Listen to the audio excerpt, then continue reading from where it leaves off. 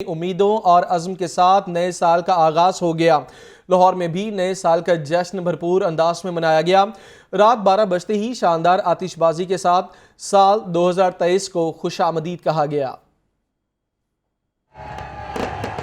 नई उम्मीदों और अज़्म के साथ नए साल 2023 का आगाज। लाहौर में भी नए साल का जश्न भरपूर तरीके से मनाया गया। रात 12 बजते ही शहर के मुख्तलिफ मकामात पर शानदार आतिशबाजी के साथ साल 2023 को वेलकम कहा गया। साल नौ की आमद पर रंगारंग तकारीब सजाई गई।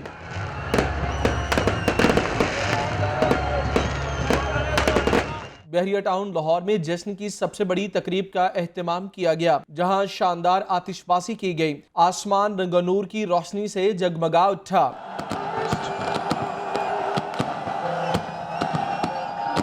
लिबर्टी चौक में भी नए साल को शानदार आतिशबाजी के मुजाहरे से खुशामदीद कहा गया।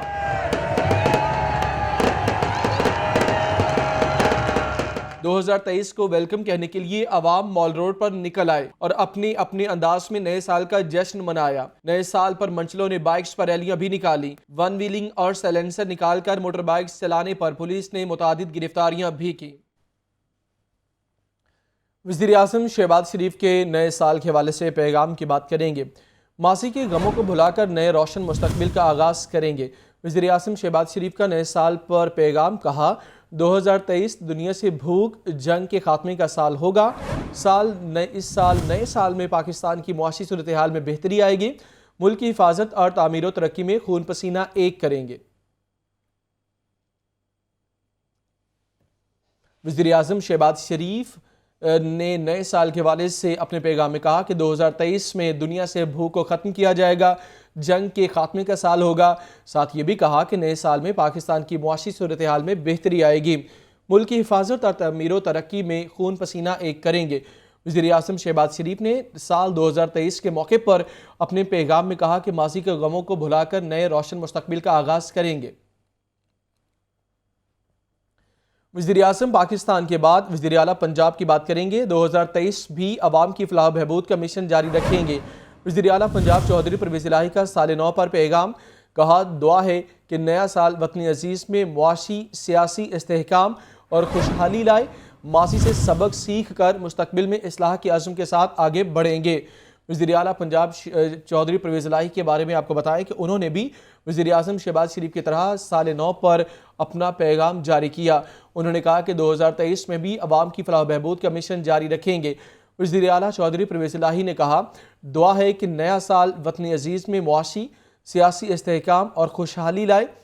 मासी से सबक सीखेंगे, मुस्तकबिल में इस्लाह के साथ आगे बढ़ेंगे और पाकिस्तान को तरक्की की राह पर गामजन करेंगे। उन्होंने कहा कि इससे पहले भी जिस तरह हमने अवाम की खिदमत की, साल 2023 भी अवाम की फलाह बहबूद का मिशन जारी रखेंगे। शहबाज शरीफ और वज़ीर आला पंजाब चौधरी परवेज़ इलाही के बाद गवर्नर पंजाब की बात करेंगे। गवर्नर पंजाब ने भी नए साल के मौके पर अपने पैगाम में कहा साल 2023 मुल्क की तरक्की, इस्तेहकाम और अमन का साल साबित होगा। गवर्नर पंजाब मोहम्मद बलीगुर रहमान का नए साल के मौके पर पैगाम, कहते हैं दुआ है कि नया साल सबके लिए खैर बरकत का साल है।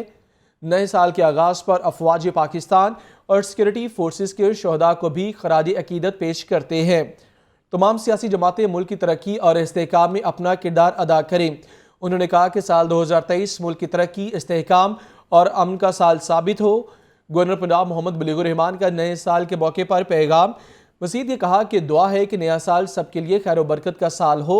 इस मौके पर मज़ीद उन्होंने कहा कि नया साल के आगाज़ पर अफवाज पाकिस्तान और सिक्योरिटी फोर्सेस के शहदा को भी खराज अकीदत पेश करते हैं। और आपको ये भी साथ बताएं कि सर्विसेज अस्पताल लाहौर में 2023 के पहले बच्चे की पैदाइश हुई। पहला बच्चा सर्विसेज अस्पताल के गायनी वार्ड में रात 12:01 पर पैदा हुआ। इसरा के रिहायशी सोहेल के घर 2023 में पहले बच्चे की पैदाइश हुई। जच्चा व बच्चा दोनों सेहतमंद है। मोहम्मद बिलाल से बात करेंगे। जी बिलाल, नए साल पर खुशखबरी। जी बिल्कुल, साल 2023 का जो पहला बच्चा है, ये सर्विसेज अस्पताल का जो गायनी वार्ड था, वहाँ पे पहले बच्चे की गुज़िश्ता रात 12:01 पर पैदाइश हुई थी। और ये जो बच्चा था, ये इचरा के रहायशी सुहेल के घर पैदा हुआ था। और इस वक्त जो अस्पताल इंतजामिया की जानिब से कहा यह जा रहा है कि बच्चा और बच्चा दोनों सेहतमंद हैं और जब बच्चा 12:01 पर पैदा हुआ तो हस्सान इंतजामिया की जानिब से भी इस बच्चे की खुशी मनाई गई थी और डॉक्टर्स ने भी इस बच्चे को उठा के 2023 को वेलकम किया और इस बच्चे को भी जो है ये खुश आमदीद जो है ये करार दिया और इस नेक तमन्नाओं का इजहार किया कि जो 2023 है ये बेहतरीन गुजरेगा। बिलाल, ये बताइए, ये बेबी बॉय है या गर्ल है और नाम क्या रखा है इसका? जी बिल्कुल, जो ये बच्चा जो पैदा हुआ ये बेबी बॉय बच्चा है और रिक्शे के रहायशी अभी इनकी जानिब से ताहाल बच्चे का भी जो नाम है ये नहीं रखा गया और वालिदैन की जानिब से कहा ये जा रहा था कि ये दो बच्चा जो है ये खुश बख्ती की अलामत होगा और इसके नाम के वाले से भी उनकी फैमिली ने जो है ये कंफर्म नहीं किया, लेकिन हस्पताल इंतजामिया की जानिब से इस बच्चे को लेकर काफ़ी जो है ये खुशियाँ मनाई गई थी। ठीक है बिलाल, आपने अपडेट किया, बहुत शुक्रिया आपका। न्यू ईयर नाइट पर मंचलों को हुल्लड़बाजी करना महंगी पड़ गई। रात गए दर्जनों मंचले मोटरसाइकिल्स पर हुल्लड़बाजी करते हुए जख्मी हुए। म्यू अस्पताल की इमरजेंसी में 23, जिना अस्पताल में 21 मरीज लाए गए, जनरल अस्पताल में 19 जबकि सर्विसेज अस्पताल में 15 मरीज रिपोर्ट हुए। इसी पर बात करेंगे मोहम्मद बिलाल से। जी बिलाल, इन जख्मियों के बारे में बताइए, क्या हालत है इनकी? ज़िली इंतजामिया की जानिब से जो वन बिलिंग थी और मंचलों को जो है ये हुल्लड़बाजी करने से मना किया गया था, लेकिन इसके बावजूद भी न्यू ईयर नाइट पर बड़ी तादाद में जो मंचले थे ये मोटरसाइकिल लेके किनार रोड, फिरोजपुर रोड और जो है मुल्हिका इलाकों से होते हुए वन व्हीलिंग करते रहे, जिसकी वजह से आम शहरियों को भी मुश्किलात का सामना करना पड़ा। जबकि रात के जो दर्जनों मंचले थे ये मोटरसाइकिलों पर हुल्लड़बाजी करते हुए जख्मी भी हो गए थे और हस्पताल इंतजामिया की रिपोर्ट के मुताबिक गुज़श्ता रात म्यो हस्पताल और जिना हस्पताल की इमरजेंसी में सबसे ज्यादा हड्डी जोड़ के जो मरीज थे और जख्मी जो मरीज थे ये रिपोर्ट हुए। सबसे ज्यादा जो मरीज थे वो म्यो अस्पताल की इमरजेंसी में रिपोर्ट हुए जो कि 23 थे, जबकि जिना अस्पताल की इमरजेंसी में 21 मरीज रिपोर्ट हुए। इसी तरह लाहौर जनरल अस्पताल की इमरजेंसी में हड्डी जोड़ और रोड एक्सीडेंट के 19 जबकि सर्विस अस्पताल की इमरजेंसी में 15 मरीज रिपोर्ट हुए। इस हवाले से जो अस्पताल इंतजामिया की जानिब से कहा यह जा रहा है कि तमाम जख्मियों को फौरी तौर पर जो तिब्बी इमदाद थी यह फ्राहम कर दी गई है, जबकि हड्डी जोड़ और फ्रैक्चर के मरीजों के ऑपरेशन भी किए जा रहे हैं और तमाम जो मरीज हैं इनकी हालत खतरे से बाहर है। शुक्रिया, आपने अपडेट किया। दीगर खबरें शामिल करते हुए महंगाई की बात करें तो महंगाई के खिलाफ पाकिस्तान तहरीक इंसाफ के एहतजाजी तहरीक पाकिस्तान तहरीक इंसाफ लाहौर में आज रैली निकालेगी। रैली आज़ादी चौक से शुरू होकर यतीम खाना चौक पहुंचकर इख्तिताम पजीर होगी। एहतजाजी रैली में पीटीआई लाहौर की क़यादत शिरकत करेगी। जाहिद आबिद से बात करेंगे। जाहिद, इस हवाले से पीटीआई ने प्लान किया है कि वो पूरे पाकिस्तान में रैलियां निकालेंगी ताकि गवर्नमेंट पर दबाव बढ़ाया जाए, तो आज क्या प्लान है पाकिस्तान तहरीक इंसाफ का?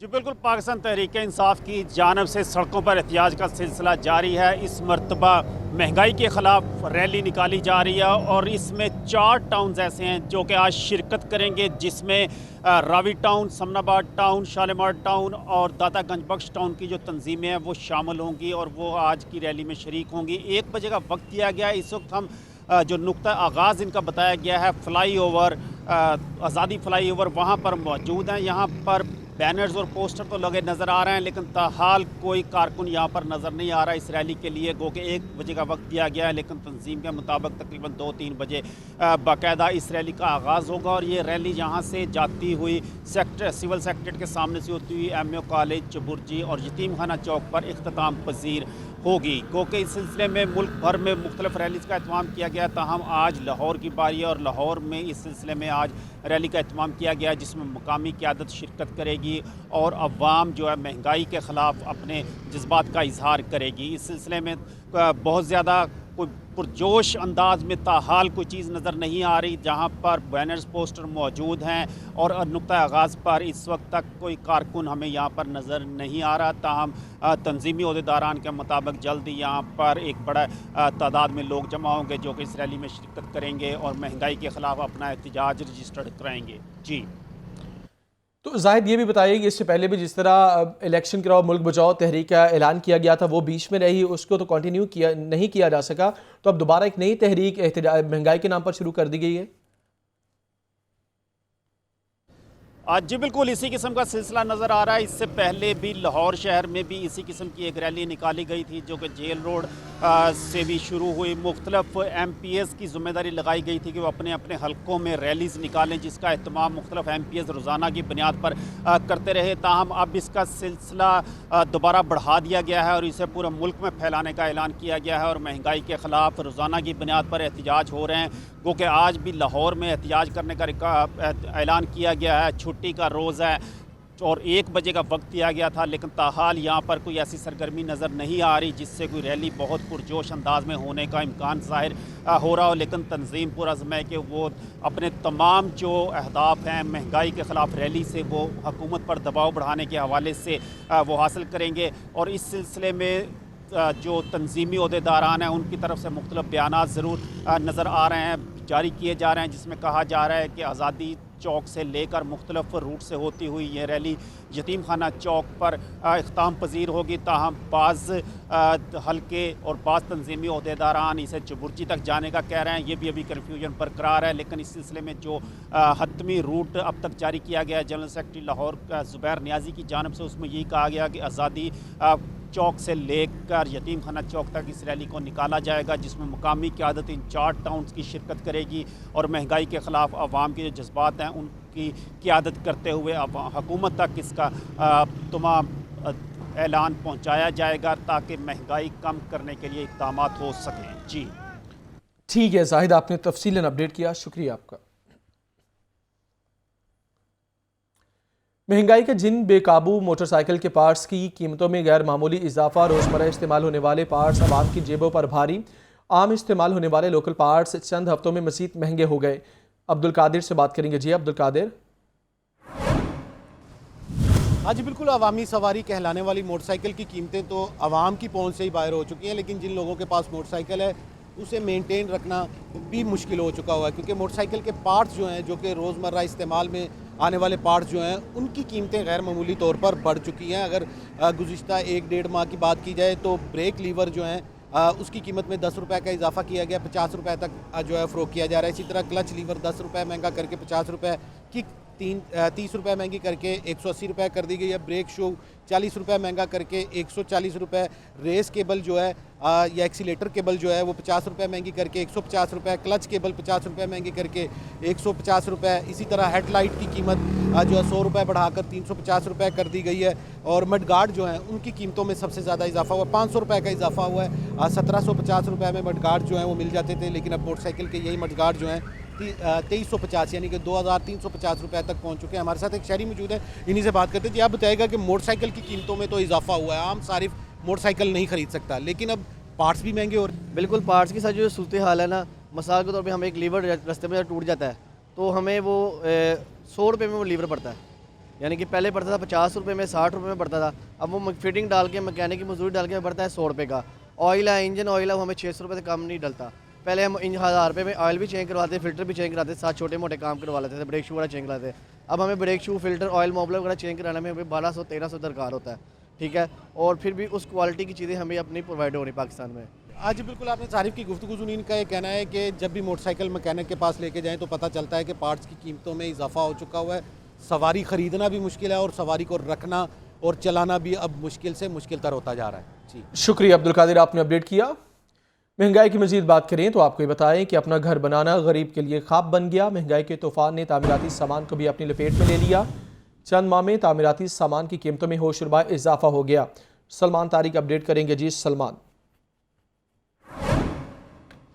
बढ़ती हुई महंगाई ने एक तरफ तो अशिया ज़रूरिया की कीमतों में होशरुबा इजाफा कर दिया और ये इजाफा मुसलसल जारी है, तो दूसरी जानिब जो कंस्ट्रक्शन का सामान है वो भी खासा महंगा होता चला जा रहा है कि जी अब घर बनाना आम आदमी के लिए, गरीब आदमी के लिए एक तस्वुर की हद तक ही रह गया है।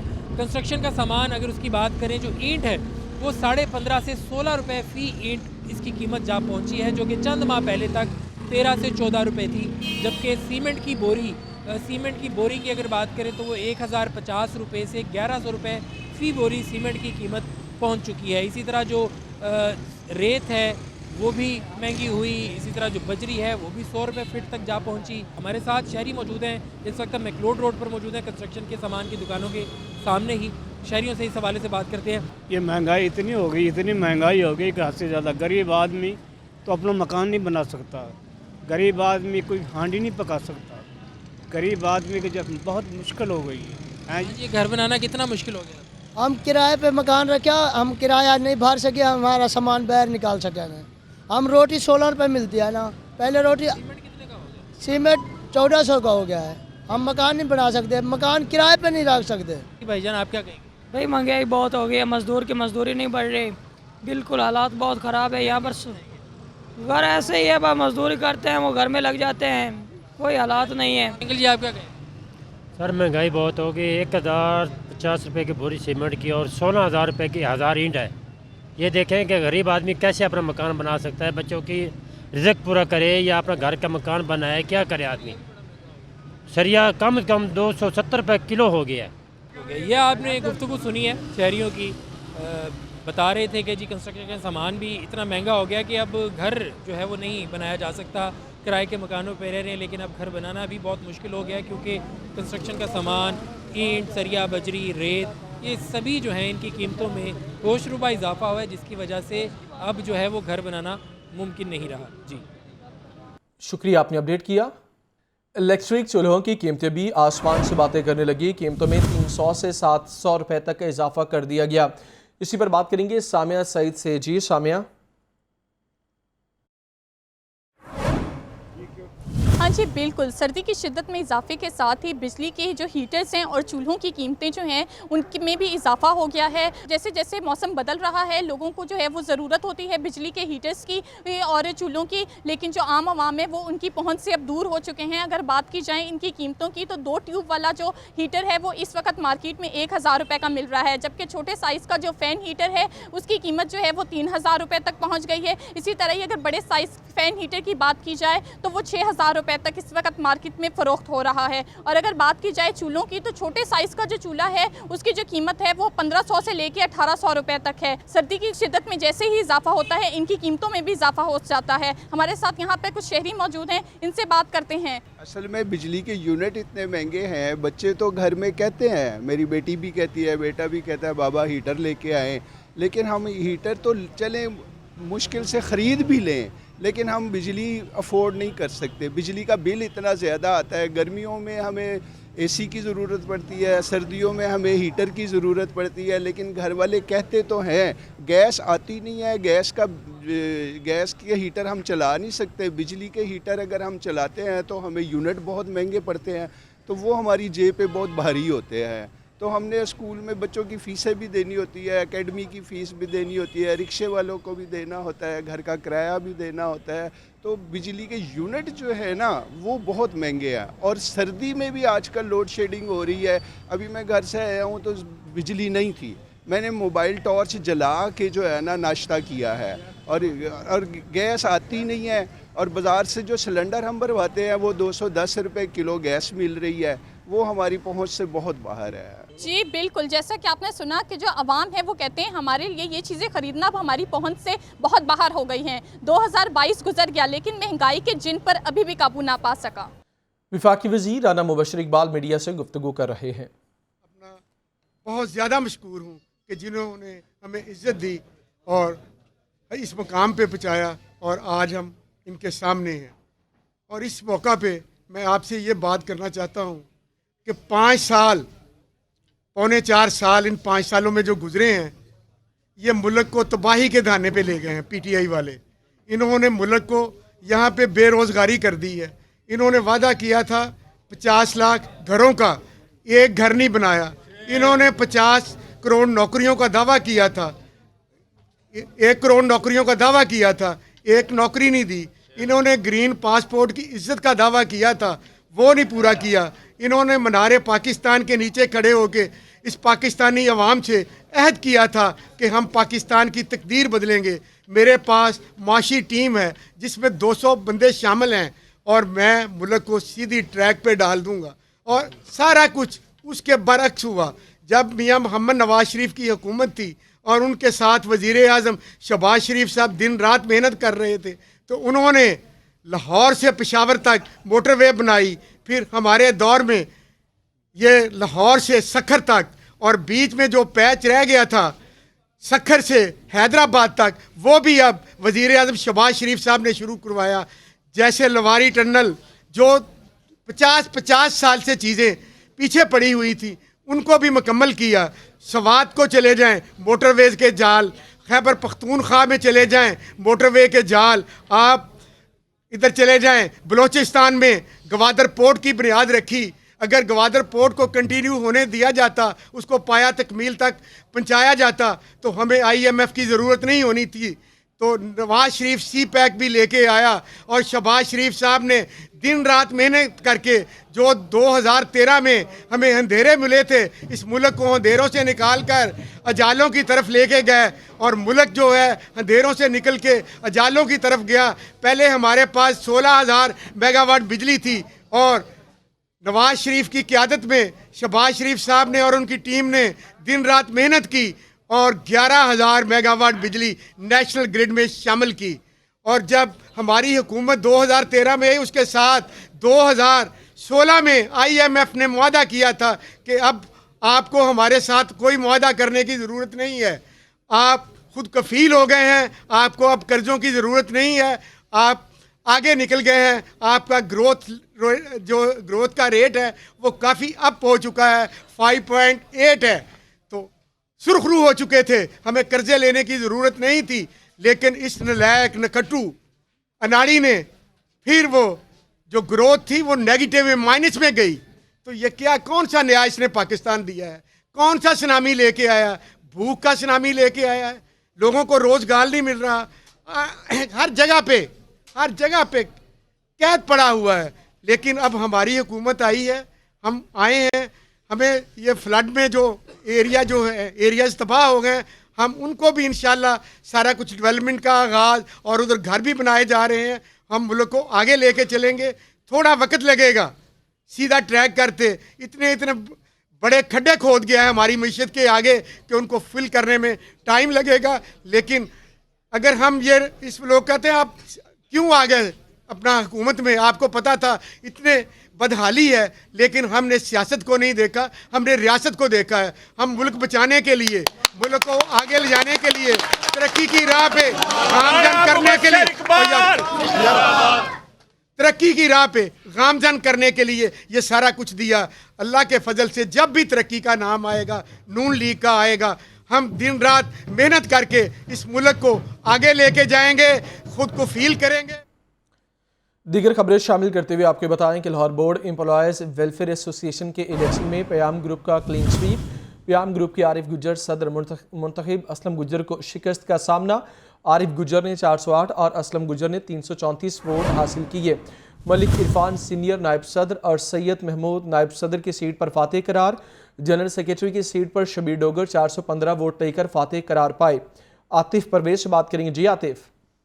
जी बिल्कुल, गुज़िश्ता रोज़ employees welfare association board of intermediate and secondary education के जो है इंतखाबात मुनक्किद हुए थे। इसमें प्याम और इत्तेहाद ग्रुप के दरमियान मुकाबला था, लेकिन जो प्याम ग्रुप के उम्मीदवार हैं असलम गुज्जर जो है उनको आरिफ गुज्जर ने हरा दिया है और जो प्याम ग्रुप है उसने क्लीन स्वीप किया है और जो नताइज जारी है उसके मुताबिक आरिफ गुज्जर ने असलम गुज्जर को जो है वो हरा दिया और आरिफ गुज्जर ने 408 वोट हासिल किए हैं। इसी तरीके से नायब सदर की पोस्ट पर जो है सीनियर नायब सदर की पोस्ट पर मलिक मोहम्मद अरफान यूनुस ने 432 वोट हासिल किए। सैयद महमूद अख्तर शाह ने 467 वोट हासिल किए। कामरान अब्बासी ने 425 वोट हासिल किए। राना मोहम्मद इमरान ने 414 वोट हासिल किए हैं। सरदार मोहम्मद शबीर गुज्जर जो कि जनरल सेक्रेटरी की सीट पर जिन्होंने इलेक्शन जीता है उन्होंने 415 वोट हासिल किए हैं। सैयद शाहिद अली शाहिद जो है उन्होंने 416 वोट हासिल किए हैं। निहाल अहमद ने 453 वोट हासिल किए हैं। सद्दाम हुसैन गुज्जर ने 399। इसी तरीके से हाजी अमजद अली ने 404 वोट हासिल किए हैं। सरदार मोहम्मद अहमद डोगर 490 वोट लेकर जीते हैं। मोहम्मद जावेद खान मेयो 395 वोट लेकर जो है वो अपनी सीट पर कामयाब हुए हैं और मलिक खिजर हयात 439 वोट जो है लेकर कामयाब हुए हैं। अपडेट करने के लिए शुक्रिया आपका। महंगाई ने गरीब से उसकी सस्ती सवारी भी छीन ली। साल 2022 में मोटरसाइकिल की कीमतों में रिकॉर्ड इजाफा हुआ। मोटरसाइकिल साज कंपनी साल भर कीमतें बढ़ाती रही। नई मोटरसाइकिल की कीमत में हज़ारों नहीं लाख रुपए का इजाफा कर दिया गया।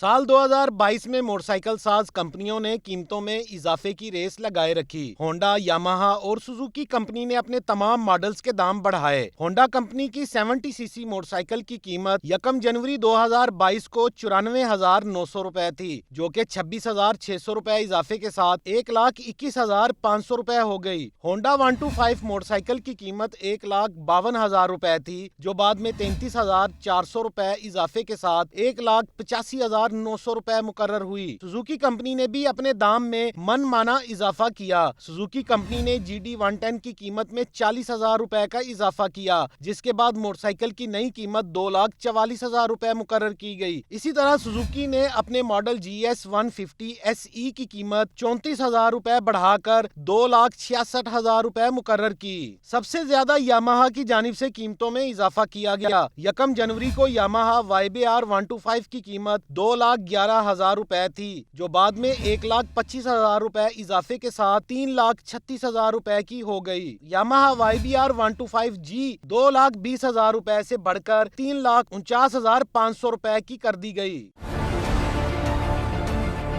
खरीदारों का कहना है कि अब मोटरसाइकिल गरीब की सवारी नहीं रही, नहीं तो दूर की बात पुरानी मोटरसाइकिल खरीदना भी आसान नहीं रहा। जो महंगाई हो रही है, खाली बाइकों की नहीं, हर जगह महंगाई हो रही है, लेकिन गवर्नमेंट कोई भी हुकूमत इस बारे में गौर नहीं कर रही। इतनी हाई पहुंच चुकी है, उनकी कीमतें आसमान तक जा चुकी है, तो हर गरीब आवाम के लिए बड़ा मुश्किल है। पुरानी बाइक यहाँ पे बेचने आओ तो कोई पूछता ही नहीं है पुरानी बाइक के बारे में। और जो भी है वो बोलेगा जी आप अगर 50 की बाइक है तो बोलेंगे 30 ले लें, और नहीं लेने चले जाओ तो यहाँ पे 1.5 लाख से कम की कोई बाइक नहीं है। मोटरसाइकिल की कीमतों में इजाफे से डीलर्स भी परेशान हैं। कहते हैं कीमतें बढ़ने से मोटरसाइकिल की फरोख्त बुरी तरह मुतासर हुई है। कारोबार के हालात नहीं है, 3 दिन से 4 दिन से हो गए हैं, हम फारिग बैठे हुए हैं, कोई काम नहीं है, परचेजिंग वाला कस्टमर नहीं है। जैसे ही नया मॉडल आता था सब लोग अपना पुराना मॉडल सेल करते थे तो आके नया मॉडल ले लेते थे। अब मेरे ख्याल से नए मॉडल कंपनी वाले जो है ना वो परेशान हो गए हैं, उनका इतना माल जो है ना नए मॉडल का सेल ही नहीं हुआ। डॉलर्स और खाम माल की कीमतों में इजाफे का बहाना बनाकर कंपनियों की जानिब से कीमतों में तारीखी इजाफा किया गया। साल 2022 में अवामी सवारी मोटरसाइकिल मुकम्मल तौर पर अवाम की पहुंच से दूर हो गई। कंपनियों की जानिब से मुसलसल और गैर मामूली इजाफे ने अवामी सवारी का टैग भी छीन लिया। माहिरीन का कहना है कि महंगाई के हवाले से नए साल में भी खबरें कुछ अच्छी नहीं हैं। कैमरामैन मोहम्मद सलीम के साथ अब्दुल कादिर, लाहौर न्यूज़। आगे बढ़ेंगे, आपको ये बताएं कि साल 2022 में अरकान की तनख्वाहों और अलाउंसेस की मद में पंजाब असम्बली का 78,35,52,000 रुपये का खर्चा हुआ। हर रुकनी असम्बली एक साल में 21,12,000 रुपये वसूल करता है। मोहम्मद यासीन की रिपोर्ट। पंजाब असम्बली का 371 का ऐवान, अरकान की मोटी तनख्वाहें और मराद। तनख्वाहों में इजाफे के बाद हर रुकन की बुनियादी तनख्वाह 76,000 रुपए मुकर्रर। माहाना फ़ोन अलाउंस 10,000 रुपए, इमदादी अलाउंस 15,000 रुपए बनता है। ऑफिस मेंटेनेंस अलाउंस 10,000 रुपए, जबकि 50,000 रुपए हाउस अलाउंस मिलता है। यूटिलिटी अलाउंस 15,000 रुपए माहाना है। तनख्वाह और तमाम अलाउंसेस मिलाकर रुकन को माहाना 1,76,000 रुपए मिल रहे हैं। अरकान पंजाब असम्बली ने साल 2022 में तनख्वाहों और अलाउंसेस की मद में 78,35,52,000 रुपए वसूल किए। पंजाब असम्बली और कमेटियों के इजलासों के दौरान तमाम अरकान को एजाजिया और अलाउंस अलग से दिया जाता है। एक तरफ भारी मुआवजे और सहूलियात तो दूसरी जानिब 2022 में भी अरकान असम्बली की कारकर्दगी मायूस कुन रही। मोहम्मद यासीन, लाहौर न्यूज़। साल 2022 में 3 हुकूमतें बदली मगर एजुकेशन सेक्टर के हालात ना बदले। स्कूलों में 1 लाख असातिज़ा की सीटें खाली। नई जामियात के ऐलान भी ऐलानात तक महदूद रहा। तलबा को मुफ्त लैपटॉप देने का मंसूबा भी तर्क कर दिया गया। ये रिपोर्ट देखिए। साल 2022 एजुकेशन सेक्टर पर भारी रहा। स्कूल एजुकेशन में मॉडल स्कूलों का मंसूबा मुकम्मल न हुआ। लाहौर के स्कूलों में वाटर फिल्ट्रेशन प्लांट भी न लगाए जा सके। लाहौर के स्कूलों में इजाफी क्लासरूम्स बनाने की मंजूरी भी न मिली। खतरनाक इमारतों की तामीर नो का मंसूबा भी इल्तवा का शिकार रहा। लाहौर में पहले ट्रांसजेंडर स्कूल का मंसूबा 6 माह के इल्तवा के बाद मुकम्मल हुआ। महकमा स्कूल एजुकेशन में अफसरान की तब्दीली की वजह से पॉलिसीज पर अमल दरामद न हो सका। असातिज़ा की तरक्कियाँ बच्चियां ताहाल इल्तवा का शिकार हैं। यकसा निसाब का दूसरा फेज भी हुकूमतों की तब्दीली की नजर हुआ। सूबे के सरकारी स्कूलों में असातिज़ा की 1 लाख सीटें खाली पड़ी हैं, जिन पर 16,000 असातिज़ा की भर्ती का ऐलान हुआ, जो ताहाल ऐलान तक ही महदूद है। नए जामियात का ऐलान हुआ, मगर ताहाल यूनिवर्सिटीज कायम न हो सकी। रवां साल भी जामियात और तालीमी इदारों को मुस्तकिल सरबराह न मिल सके। पंजाब यूनिवर्सिटी समेत सूबे की 4 जामियात में मुस्तकिल वाइस चांसलर नहीं। सूबे के 6 तालीमी बोर्ड में भी मुस्तकिल सरबराहान नहीं है। सूबे के 100 से ज्यादा कॉलेजेस में मुस्तकिल प्रिंसिपल्स की तैनाती भी इल्तवा का शिकार रही। कॉलेजेस के असातिज़ा ने अपने मुतालबात की मंजूरी के लिए 30 से ज्यादा दिन तक धरना दिया, मगर ताहाल उनके मुतालबात पूरे न हुए। ऑरेंज ट्रेन की अमला को आउटसोर्स करने का फैसला अमल दरामद का मुंतज़िर मैस ट्रांजिट अथॉरिटी की गवर्निंग बॉडी की जानिब से मनसूबे को हतमी शक्ल न दी जा सकी। महसूलात में इजाफे के लिए मास ट्रांजिट अथॉरिटी का प्लान, गवर्निंग बॉडी की जानिब से मंसूबे को हतमी शक्ल न दी गई। महंगी बिजली, सब्सिडी में इजाफा, खजाने पर बोझ बढ़ गया। साल 2022 के आगाज पर मास ट्रांजिट अथॉरिटी ने ऐलान किया था कि मास ट्रांजिट सिस्टम को खुद कफील करके पैरों पर खड़ा किया जाएगा। 1 साल गुजर गया, मास ट्रांजिट सिस्टम मुनाफा बख्श न बन सका। महसूलात बढ़ाने के लिए ऑरेंज ट्रेन के किराए के अलावा इमला को आउटसोर्स किया जाना था। एलिवेटेड ट्रैक के नीचे 770 पिलर्स को इश्तिहारी मुहिम के लिए ठेके पर दिया जाना था। मेट्रो ट्रेन स्टेशन और ट्रेन के अंदर भी इश्तिहारी मुहिम की इजाजत दी जानी थी। अथॉरिटी ने आउटसोर्स का इश्तिहार देने के बाद फाइल बंद कर दी। मास ट्रांजिट अथॉरिटी का कहना है कि ऑरेंज ट्रेन के इमला को आउटसोर्स करने का मॉडल तैयार है। नेशनल मॉडल की हतमी मंजूरी पंजाब काबीना से ली जाएगी। की गुफ्तगू आपने सुनी। टी फेस्टिवल की बात करें तो जिलानी पार्क में पंजाब टी फेस्टिवल के दूसरे दिन भी रौनकें अरूज पर रहीं। गुलकार मलकू की शानदार परफॉर्मेंस, चाय और खाबों के स्टॉल्स पर रश, शहरियों ने खूब मजे किए। जिलानी पार्क में पंजाब फूड अथॉरिटी के ज़ेरे एहतमाम टी फेस्टिवल में कमाल का माहौल, मज़ेदार और शानदार चाय, खाबों के स्टॉल्स पर भी रश, प्ले कोर्ट्स के साथ जबरदस्त तहाइफ। फेस्टिवल में बच्चों के लिए भी बड़े मजे। PSL की ट्रॉफी भी सजाई गई है। म्यूजिकल नाइट में मारूफ गुलकार मलकू ने आवाज का जादू जगाया। शानदार परफॉर्मेंस हर किसी के दिल को भा गई। मंचलों के भंगड़ों ने सर्द मौसम को गरमा दिया। टी फेस्टिवल में माहिर गजायात के आवाम को मुफ्त गजाई मशवरे, जबकि हाइट, वेट और BMI जैसे टेस्ट मुफ्त किए जा रहे हैं। कैमरामैन शहबाज हनीफ के साथ अवैस महमूद, लाहौर न्यूज।